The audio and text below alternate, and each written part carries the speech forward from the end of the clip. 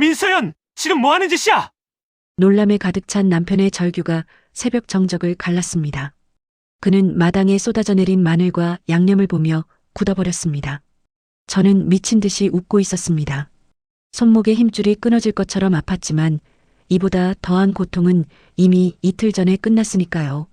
숨막히는 새벽 공기, 붉은 양념 냄새와 소금, 그리고 배추에 찬 기운이 온몸을 짓눌렀습니다. 마당 가득 쌓인 배추 덤미는 산처럼 보였고 제 옆에는 방금 담근 김치 500포기가 붉은 빛을 뿜고 있었죠. 단 이틀 전 이곳이 아닌 다른 곳에서 저는 가장 사랑하는 어머니를 잃었습니다. 관이 닫히는 순간을 지켜보며 제 가슴도 함께 닫혔습니다. 그런데 지금 저는 찬물에 손을 담그고 김치를 버무리고 있습니다. 이게 다 뭐냐고요? 어머니께 엄마의 슬픔이 얼마나 가볍고 하찮은지 보여주는 거예요. 제 손에는 날카로운 칼이 들려 있었습니다. 그것은 마늘을 다지던 칼이었습니다. 어머니, 이 세상에 당신의 김치보다 소중한 것이 있다는 것을 깨달으셔야죠. 저는 힘껏 칼을 내리쳤습니다. 찰나의 순간 번쩍이는 가죽의 파열음과 시어머니의 비명이 동시에 터져나왔습니다. 그것은 제가 겪은 고통에 비하면 너무나 짧고도 통쾌한 제가 가진 마지막 존엄을 지키는 반항이었습니다. 어머니의 장례식은 허무하게 끝났습니다. 3일간 제대로 잠들지 못했고 밥 한 술도 넘기지 못했습니다. 겨우 집에 돌아온 것은 새벽 1시.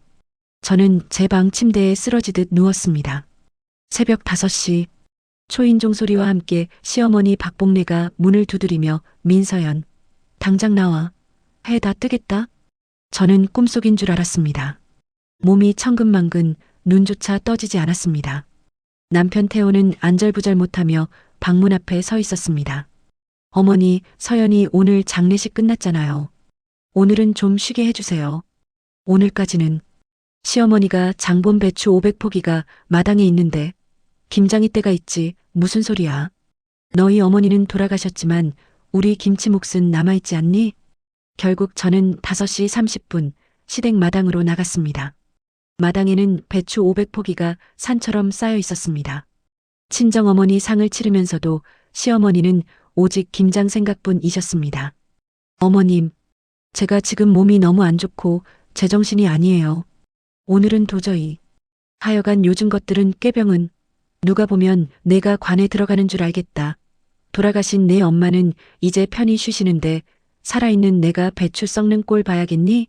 내 슬픔보다 배추 시세가 더 중요해. 민서연 충격으로 입술을 깨물며 고개를 숙인다. 찬물에 손을 담그자 온몸이 떨렸습니다. 슬픔이 채 가시기도 전에 육체적 고통이 덮쳐왔습니다. 500포기는 도저히 감당할 수 없는 양이었습니다. 너희 엄마 돌아가신 거 알아? 알지만 너희 친정 식구들은 이제 남이잖아. 그래도 우리 시댁 일은 해야지. 너 이번 주에 교회 가서 봉사도 해야 하는 거 알지?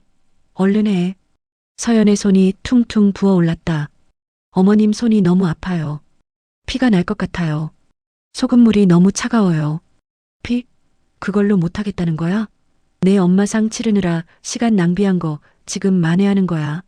고생은 내가 하지. 저렇게 징징대는 며느리 데리고 살아야 하는 내가.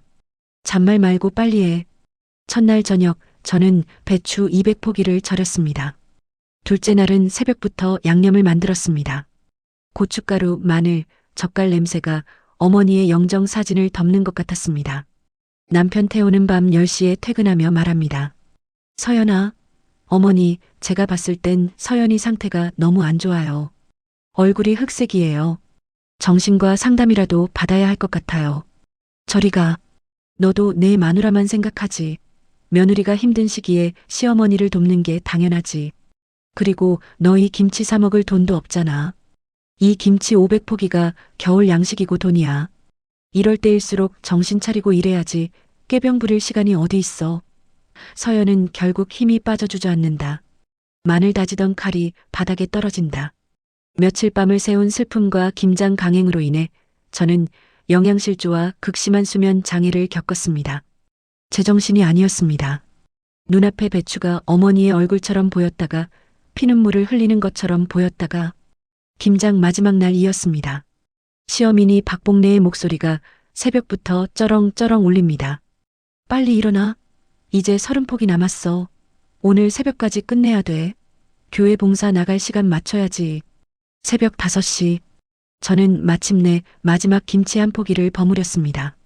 손가락 마디마디는 피범벅이었고 눈은 타들어가는 듯 아팠습니다. 하지만 어머니의 죽음 이후 슬픔의 눈물은 메말라버린 지 오래였습니다. 이제 남은 것은 오직 분노였습니다. 새벽 5시 30분. 마당에 500포기 김치가 대야에 가득 담겨 있었습니다. 박복래는 뿌듯하게 김치를 확인하며 오냐. 그래. 역시 민서연이야.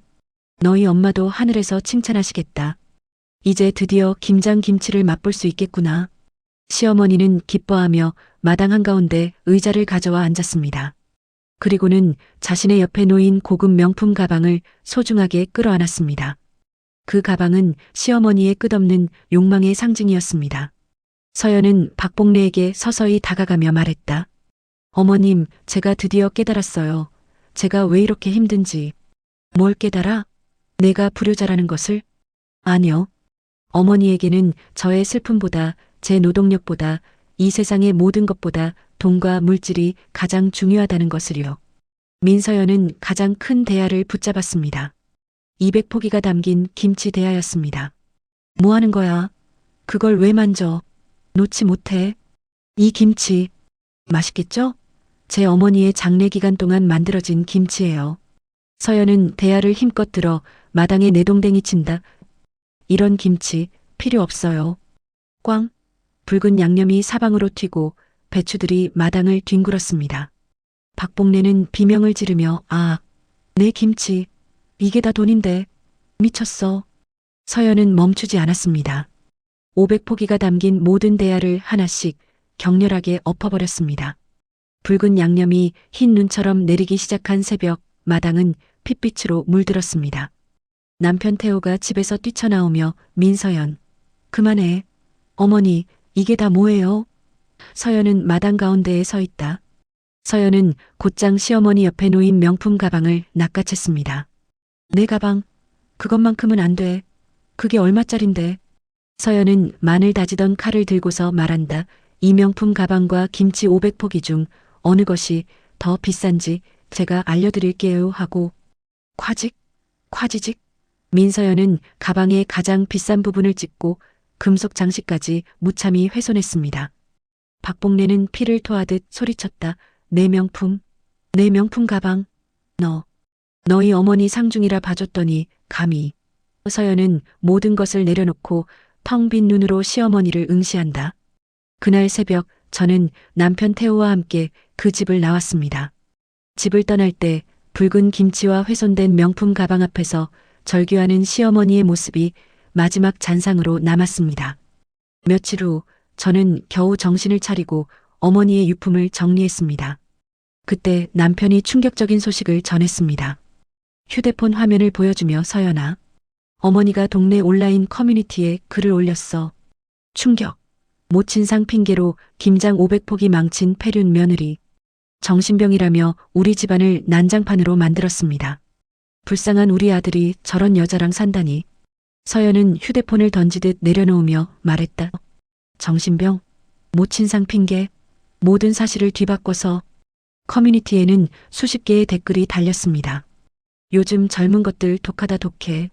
시어머니 겨울 양식까지 엎어버리다니. 친정 엄마 돌아가셨다고 시댁에 저렇게 난장 피우는 건 인성이 글러먹은 것. 서연은 분노와 좌절이 뒤섞여 생각했다. 내가 그렇게 비인간적인 일을 당했는데 결국 세상은 나를 페르나로 만드는구나. 나의 슬픔은 단지 꾀병이었고 나의 분노는 정신병이었구나.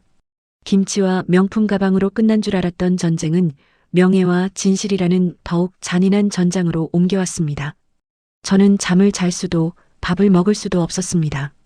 어머니를 잃은 슬픔보다 이 세상에서 인간으로서의 제 존재가 부정당하는 고통이 더 컸습니다.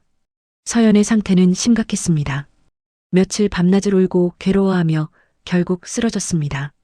병원에서 응급처치를 받고 퇴원하던 날 남편 태호는 이대로는 안 된다고 직감했습니다. 그때 지인의 소개로 여성인권 전문 변호사 김현주 변호사를 만났습니다. 김현주 변호사는 차트를 살펴보며 친모 장례 기간 중 김장 500포기 강요. 이는 단순한 시댁 갈등이 아닙니다.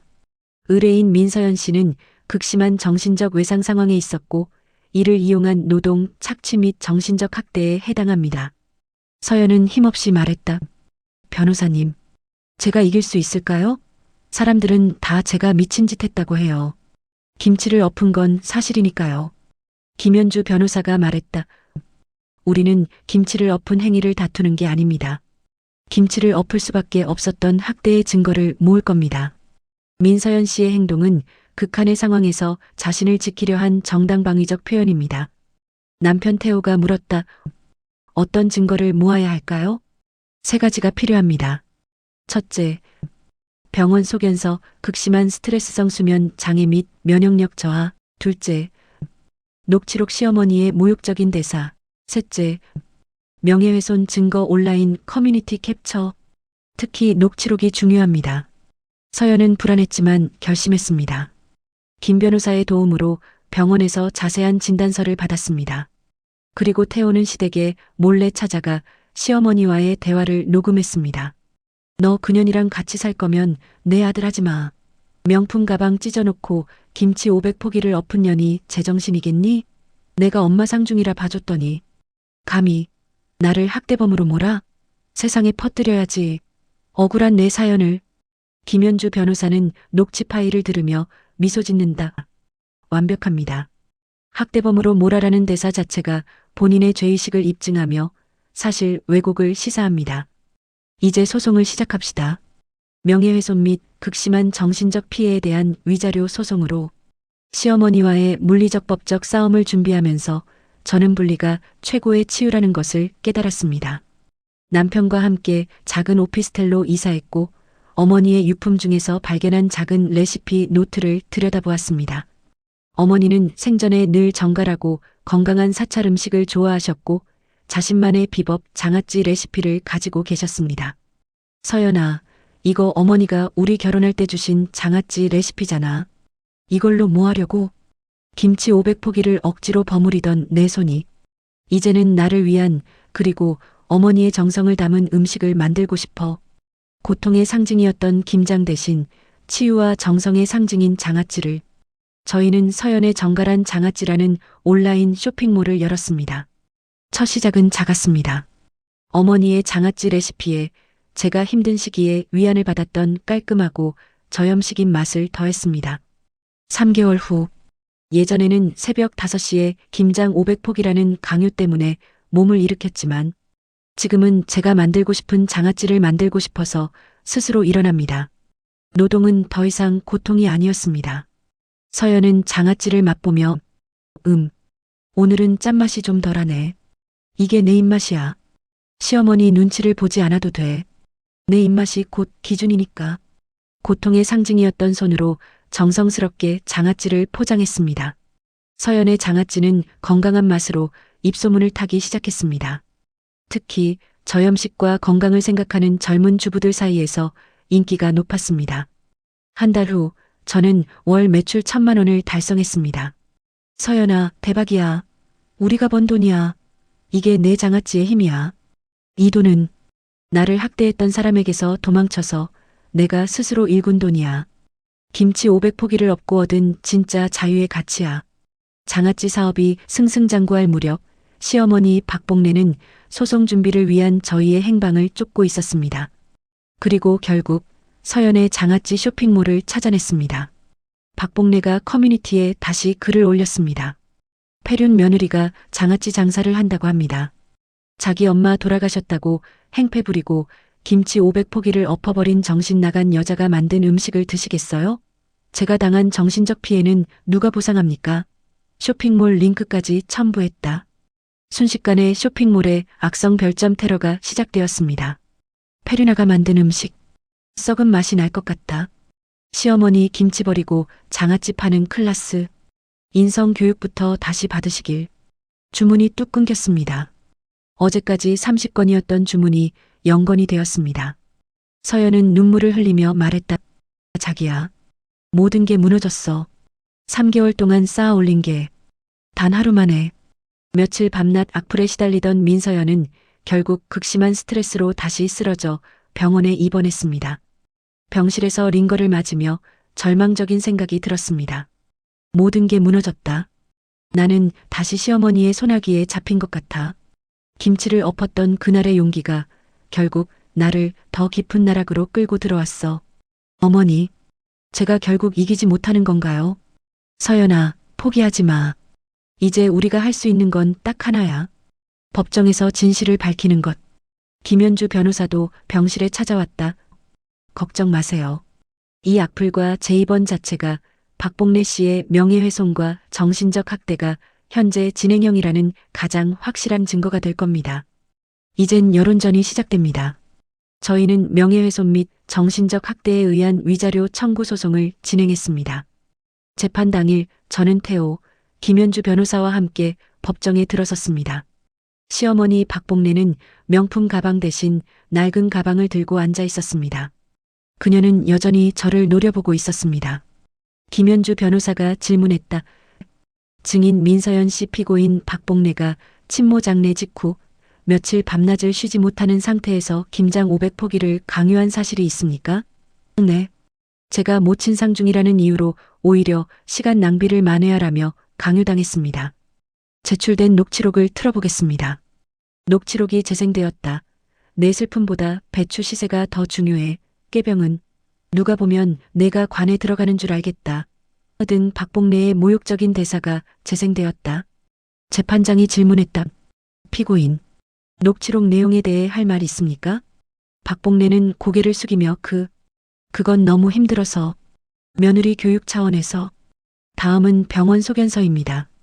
의뢰인은 피고인의 강요와 명예훼손으로 인해 극심한 수면 장애와 재입원이라는 진단을 받았습니다. 이는 교육이 아닌 학대입니다. 잠시 후 최종 판결이 선언되었다. 본 법원은 제출된 증거 녹취록, 병원 소견서, 온라인 명예훼손 캡처 자료를 종합하여 피고인 박봉래가 원고 민서연에게 극심한 정신적 학대 및 명예훼손을 가했음을 인정한다.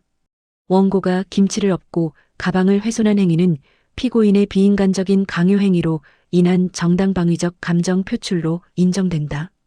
피고인 박봉래에게 벌금 300만 원을 선고한다. 또한 원고 민서연에게 정신적 피해에 대한 위자료 5천만 원을 즉시 지급할 것을 명하며 온라인 게시물은 즉시 삭제하고 사과문을 게시하라.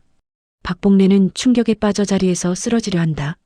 그녀는 민서연을 보며 결국 후회의 눈물을 흘린다. 내가 정말 돈 때문에, 김치 때문에. 법원 밖은 기자들로 가득했습니다. 김현주 변호사님은 승소 소감을 발표했고 저는 홀가분한 마음으로 법원을 나섰습니다. 저는 김치 500포기를 엎은 페르나가 아닌 인간의 존엄성을 지켜낸 승리자가 되어 있었습니다. 그날 이후 서연의 장아찌 쇼핑몰에는 응원 주문이 폭주하기 시작했습니다. 힘내세요. 정의가 승리했습니다. 믿고 먹겠습니다. 라는 응원 댓글과 함께 주문량이 하루 100건을 넘어섰습니다. 저는 위자료 5천만 원보다 사람들의 진심 어린 공감과 응원이라는 가장 큰 보상을 받았습니다. 1년 후 서연의 장아찌는 건강한 먹거리를 제공하는 라푸드 주식회사라는 어엿한 법인으로 성장했습니다. 저는 작은 사무실을 벗어나 정식 공장도 계약했습니다. 라푸드 사무실. 서연은 직원들에게 업무를 지시하고 있다. 오늘 주문량 확인하고 특히 사별가정 후원 프로그램 장아찌 포장에 신경 써주세요. 깔끔하게 정성껏. 저는 사별 직후의 정신적 충격으로 힘든 사람들을 위한 반찬 후원 프로그램을 시작했습니다. 제가 모친상 직후 겪었던 고통을 다른 이들은 겪지 않게 하고 싶었습니다. 고통의 기억은 사라지지 않지만 그 고통을 타인을 돕는 힘으로 바꿀 수 있다는 것을 깨달았습니다. 어머니가 남겨주신 레시피는 저에게 돈이 아닌 치유의 씨앗이 되어 돌아왔습니다. 어느 늦은 밤 제 휴대폰이 울렸습니다. 발신자 표시 제한. 저는 망설이다 전화를 받았습니다. 여보세요. 박봉래의 목소리가 작고 떨린다. 서연이니? 나다. 네, 어머님. 뉴스에서 내가 큰 사업을 한다는 것을 봤다. 대견하다. 내가 너무 미안했다.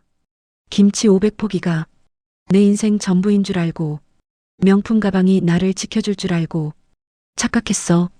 내가 너에게 무슨 짓을 했는지 늦게 깨달았다. 어머님, 저는 이미 법적으로 그리고 제 마음속으로 어머님과의 모든 인연을 정리했습니다. 그래, 그럴 수 있지. 내가 너에게 용서받을 자격은 없으니까. 태호에게는 좋은 엄마가 되려고 노력할게. 너만 행복하게 잘 살면 됐다. 서연은 단호하게 대답했다. 네, 저는 행복하게 살 겁니다. 어머님께는 영원히 닿지 않을 저만의 방식으로요. 더 이상 저에게 연락하지 마세요. 전화는 끊어졌습니다. 길고 긴 굴레가 완전히 끊어진 순간이었습니다. 저는 창밖을 바라보았습니다. 마당 가득 붉은 김치가 엎어져 있던 겨울이 지나고 지금은 따뜻한 봄 햇살이 가득했습니다. 김치 500포기를 엎어버린 것은 저의 고통을 엎어버린 행위이자 저의 새로운 인생을 시작하게 한 씨앗이었습니다. 저는 여전히 어머니를 그리워하지만 더 이상 슬픔에 갇혀 있지 않습니다. 저의 장아찌가 많은 이들에게 위로가 되듯 저의 이야기가 고통받는 누군가에게 김치 500포기쯤은 엎어버릴 용기를 줄 수 있기를 바랍니다. 이야기 어떠셨나요? 좋으셨다면 구독과 좋아요를 누르시어 다양한 이야기를 빠르게 만나보세요. 오늘도 좋은 하루 되시길 바라며 다음 영상으로 찾아뵙겠습니다.